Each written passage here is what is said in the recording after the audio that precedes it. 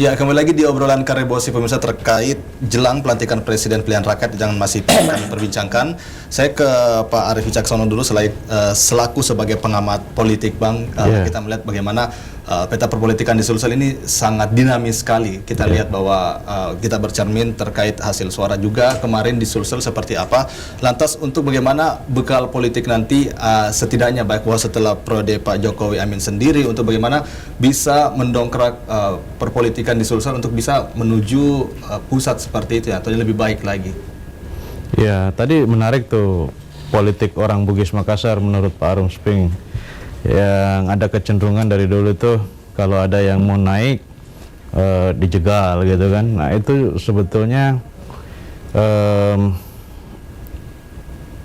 orang Sulawesi Selatan sangat rentan ya di isu itu gitu, sehingga kemudian siapapun sebetulnya yang akan didorong itu menjadi sangat beresiko kalau kemudian tidak semua suara ini tidak terkonsolidasikan dengan baik. Nah, pertanyaannya siapa yang bisa mengkonsolidasikan itu dan kemudian mendorongnya ke Jokowi gitu kan?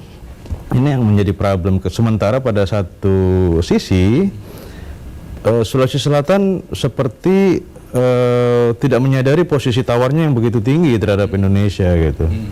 Nah, sikap memahami posisi tawar atau berganding politiknya Sulawesi Selatan di Indonesia ini memang harus ditumbuhkan harusnya sejak dari dulu ya. Dan salah besar kemudian kiranya kalau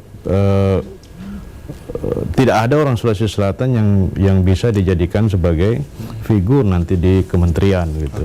Nah ini yang tadi menarik juga bahwa leading sektornya harus gubernur. Dan menurut saya memang kerjaan gubernur salah satunya itu gitu. Dan Pak Nurdin Abdullah sudah punya pengalaman kok soal yang begituan di Bantaeng dulu kan. Bagaimana dia mengelola jaringan, bagaimana dia mendatangkan bantuan, bagaimana dia mendatangkan investasi kan nggak ada bedanya lah. Nah sekarang problemnya adalah kalau memang leading sektornya adalah gubernur, siapa yang dukung gubernur? Apakah partai-partai politik di Sulawesi Selatan ini sepakat gitu gubernur yang kemudian dijadikan leading sektor? Jangan sampai hanya Pak Arum Sping gitu kan? Dari Nasdem gitu. Fraksi yang lain gimana? Belum selesai ini kita punya persoalan kemarin itu soal hak angket kan. Itu juga jadi pengaruh. Kasus-kasus yang seperti itu menurut saya punya pengaruh negatif terhadap daya tawarnya Pak Gubernur itu sendiri gitu. Jadi sehingga untuk komunikasi konsolidasi untuk bagaimana nanti bukan hanya kepentingan partai yang dikedepankan, tapi juga bagaimana merepresentasi untuk kepentingan di Sulsel ini, Bang, untuk bagaimana partai lebih solid untuk membangun wilayah timur khususnya di Sulawesi Selatan seperti itu. Iya, ya kan artinya sebagai gubernur katakanlah kalau kita sepakat gubernur yang jadikan leading sektor, beliau harus mengayomi semua pihak gitu kan. Sehingga kemudian orang semua sepakat bahwa beliau yang mendorong ini barang ke Pak Jokowi gitu. Dan kalau itu terjadi maka itu sangat baik sekali. Nah sekarang tantangan Pak Gubernur kan seperti itu. Di domestik Sulawesi Selatan sendiri konsolidasi politik masih belum selesai gitu. Pasca hak angket kemarin kan kita belum lihat akhirnya hak angket ini kemana gitu. Jadi ini yang harus diperkuat oleh Pak Gubernur sebagai pemegang kekuasaan eksekutif gitu. Bagaimana beliau menjalankan komunikasi politik yang baik dengan anggota legislatif, bagaimana beliau menjalankan komunikasi politik juga ke istana gitu kan. Jadi yang isu sentralnya adalah leading sektornya adalah Pak Gubernur. Terima kasih Pak. Saya ke Bang Mas Riyadi sendiri bahwa selaku pengamat pemerintahan memang menjadi leading sektor ini untuk bagaimana perkembangan Sulsel sendiri untuk menuju pusat ini Pak Gubernur sendiri. Lantas menurut Anda untuk bagaimana kinerja nantinya untuk eksekutif di Sulsel sendiri untuk menjemput strategis di pusat untuk datang ke Sulsel ini seperti apa menurut Anda, Bang?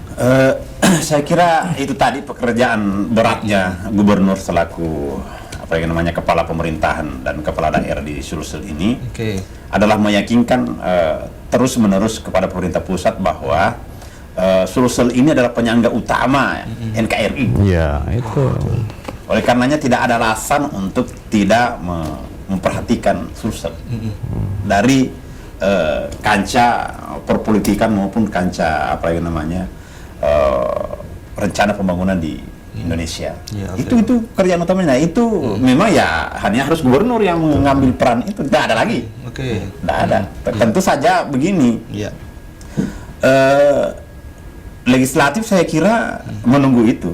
Ya. Saya kira kalau gubernur memperjuangkan Sulsel dengan visi besar seperti itu, jangankan teman-teman di legislatif, seluruh rakyat Sulsel akan mendukung itu, akan menguatkan itu. Ya seperti itu. Jadi sebenarnya ini momen yang bisa dimanfaatkan oleh seorang gubernur, ya, untuk menghapus yang kemarin. Disampaikan oleh tadi Pak Richard itu bahwa kemarin ada semacam nokta sedikit terkait dengan angket, tetapi ketika periode baru ini tiba-tiba gubernur bisa mengambil peran besar dan strategis. Ada peluang. Ya. Maka orang Sulsel ini salah satu kelebihannya adalah pemaaf.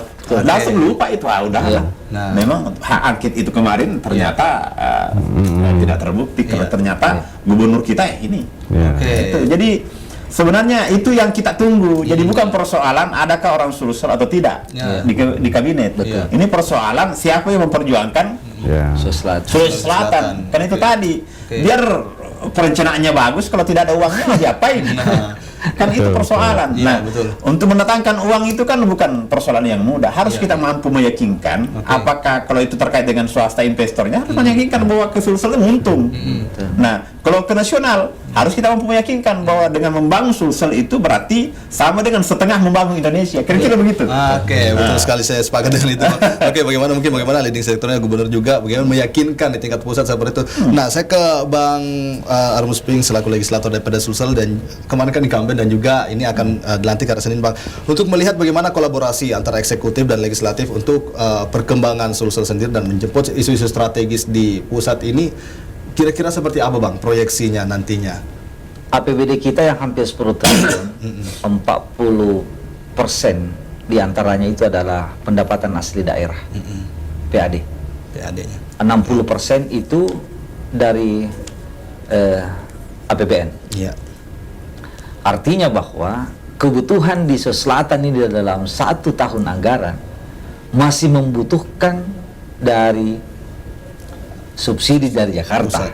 Ya, saya menyederhanakan bahasanya 40%. Kalau saja pusat ini kemudian tidak ada, maka Sulawesi Selatan ini bisa goyang untuk membiayai kebutuhannya dalam setahun. Karena kebutuhan kita ada di 60%, maka tidak ada pilihan lain. Pilihannya adalah harus rajin mengakses ke Jakarta, mencari sumber-sumber pembiayaan, program-program bantuan kementerian sampai kemudian investor. Terkait dengan hubungan, saya ingin mengatakan bahwa legislatif itu adalah check and balances. Saya menyebutnya sederhana begitu saja. Bukan berarti bahwa dalam setiap apa yang dilakukan oleh gubernur, maka DPR pasti berada pada posisi yang menyalahkan. Kalau gubernur kemudian berada pada tracknya, berada pada jalur yang sebenarnya, dia konsisten dengan apa yang dituangkan di RPJMD segala macam, berniat dengan komit apa yang dituangkan dalam visi misinya, maka pastilah kemudian DPR itu akan berada di garda atau memberikan support. Tapi kemudian kalau keluar dari relnya, memang anggota DPR dibayar untuk mengkritik, digaji untuk memberikan koreksi, melakukan pengawasan. Karena itu saya mengatakan celaka ini Sulawesi Selatan kalau seluruh salah ada dilamatkan pada gubernur, celaka. Tapi kalau dia baik, kita akan support. Tapi kalau dia tidak baik, kita akan koreksi. Supaya dia kembali kepada rel yang sebenarnya. Mungkin terakhir, Bang, menjadi harapan setelah proyeksi pelantikan nanti ini untuk bagaimana strategis pembangunan pusat itu bisa melirik juga di Sulawesi Selatan. Pelantikan pejabat DPR definitif, ketua dan wakil ketua, insya Allah akan dilaksanakan. Satu yang kita harapkan tentu adalah setelah ini pelantikan duduk bersama. Sampaikan bahwa kita akan masuk di 2020. Apa masalah kita? Apa programnya Pak Gubernur misalnya yang strategis? Silakan. Kalau itu kemudian ada, yuk kita berpikir sama-sama. Apa perannya DPR misalnya? Ya kan? Pak Gubernur tidak mungkin bisa mengontrol semua OPD-nya. Biarkan kami yang mengontrol dalam rapat-rapat kerja. Weh bos, Gubernur di atas begini gagasannya. Tapi Anda juga kenapa begini modelnya? Anda bekerja. Kira-kira seperti itu. Jadi kami mau berhadap, kami sepakat. Kalau memang ini baik, ayo Pak Gub kita sama-sama. Kalau ini demi untuk rakyat. Tapi kalau salah, izinkan juga Pak Gub. Kami akan mengkritik. Betul sekali. Masih ada kolaborasi dan kerjasama untuk paling penting adalah untuk kepentingan pembangunan di Sulawesi. Dan satu catatan yang saya bilang tadi, saya setuju dan saya siap mengkampanyekan tanda kutip di fraksi-fraksi. Yuk kita dukung Pak Gubernur kembali ke jati dirinya, cari ke Jakarta, cari uang, cari investor di sini. Kita mengawalnya. Oke, jadi ada yang menjemput, ada yang mengeksekusi. Ya, Begitupun juga ada pengawasan dari legislatif nantinya. Ya, terima kasih banyak Pak Arum Musping selaku legislator DPRD Sulsel, dan juga terima kasih banyak Bapak Mas Riyadi Patu selaku pengamat pemerintahan. Terima kasih juga Pak Arief Wicaksono selaku pengamat politik telah hadir bersama kami di obrolan Karebosi pada malam hari ini. Dan pemirsa, demikianlah obrolan kami terkait jelang pelantikan Presiden Pilihan Rakyat. Saya Yardi Husaini pamit undur diri. Selamat malam dan sampai jumpa.